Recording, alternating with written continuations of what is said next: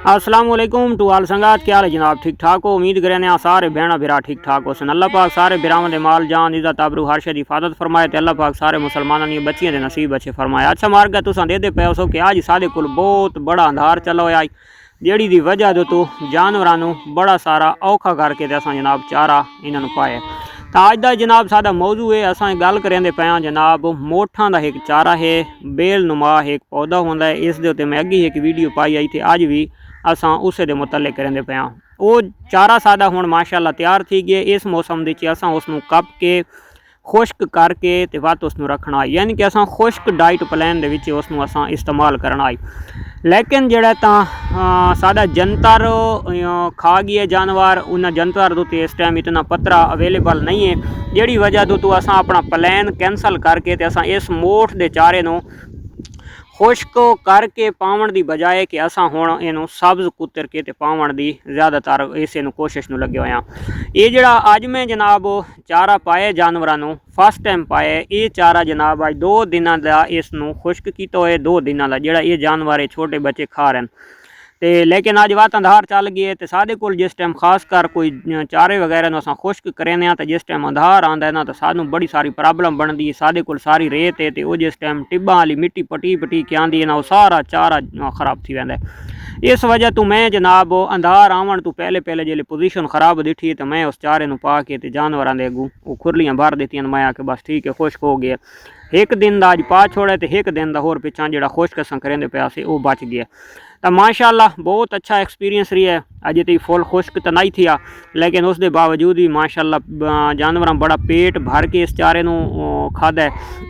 और जहाँ इस दे नाल यानी कि जिमें एक मूंगी का मिसा या गुआरे का मिसा होंदा है तो उन्हें यार इस चारे नूं जानवर खा के ते वक्खी भी दिखवाई और उसके बावजूद पानी भी पीनिया पईयां।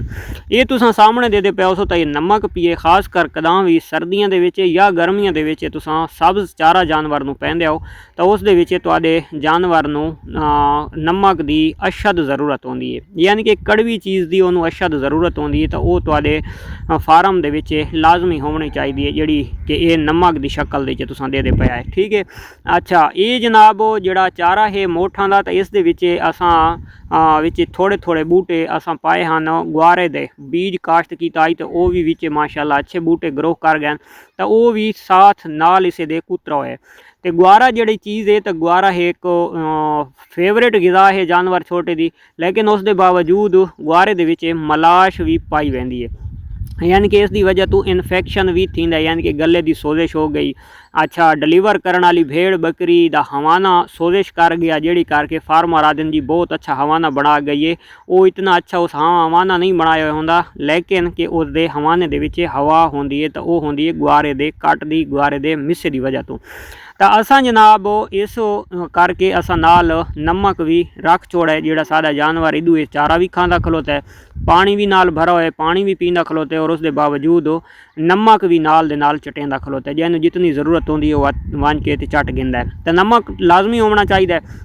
और उस तो इलावा जनाब सादा प्लान जोड़ा खुश्क करने वाला आई मैं इस दुते पाई आई बई इतने कितने माण निकलता है 4 कनालों के चू, कितना खर्चा आंदा है, कितनी प्रॉफिट आंदी है।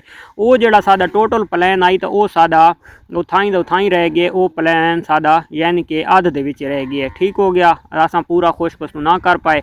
ये जोड़ा बकाया तुसां दे पे हो या जितना साढ़े को खलोता है पिछा चारा मोठां दा, तो ये हुण सारा असां कप के ते कुतर के जानवरों पसां तकरीबन हफ्ता 10 दिहाड़े 15 दिहाड़े ये चारा सादा तग वैसी उतने तक जोड़ा साडे जंतर हो सी तो वो जंतर अच्छी ग्रोथ कर सी तो वत असां जनाब जानवरों के विच उस ग्रेजिंग करसां।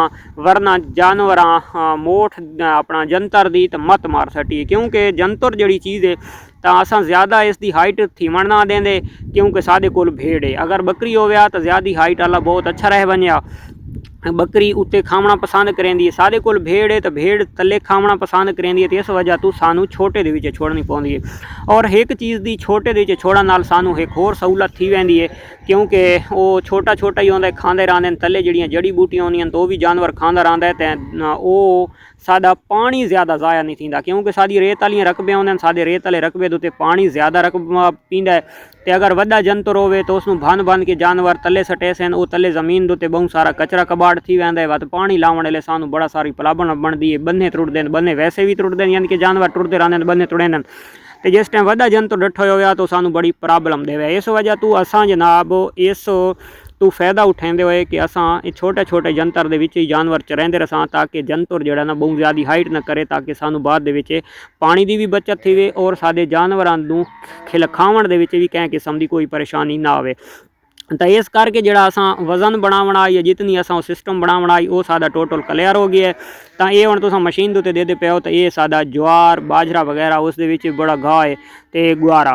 तो ये चीज़ां आईयां खलोतियां जिहड़ियां असां कुत्तर के ते ये भी पावणियां। ये वड्डे जानवरां नूं इहो पैंदे रहंदे आ ते नाल भेड़ां नूं भी असां ये पा छुड़ने। तो ये जिहड़ी चीज़ है तो ये इसनूं गुआरा आखदे न, ठीक है। तो ये जिहड़ी चीज़ है तुसां सिटे तो महसूस कर वैसो इनू चरी भी लोग आखदे न ते ज्वार भी आखदे न। ये हाई ब्रेड आई तो असां छोटी छोटी कप कप के तेन कुत्तर कुत्तर के पैंदे वधे आ, ताकि जानवर जिहड़ा छोटा जानवर होंदा है भेड़ या बकरी है तो वह नरम चारा खावना ज़्यादा पसंद करेंदा है। तो इस करके जनाब अज अंधार जिहड़े साडे प्लैन हैं तो सारे प्लैन साडे खाक दे विच रला दित्ते हैं। साडे पूरे असां प्लैन जनाब असां कैंसल करके ते असां हुण जनाब मोठां दी जिहड़ियां 4 कनालां टोटल असां हुण कुत्तर के जानवरां नूं पसां माशाअल्लाह अलहमदुलिल्लाह काफ़ी सारे जानवर हैं। और इन्हां दे विच एक साडे दोस्त का भी स्टाक असां परचेज़ करेंदे वधे हां काफ़ी दिनां तो ईद तो पहले दा अलहमदुलिल्लाह तकरीबन 10 तो 11 जानवर असां परचेज़ उन्हां दे कर गए देन।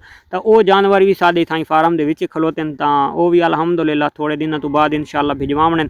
एक न्यू फार्म खुल रहा है तो इंशाअल्लाह उस दे बारे भी मैं टोटल रहनुमाई देसां अपने दोस्तों नूं कित्थे खुल रही है किहड़े प्लैन है उन्हां दा।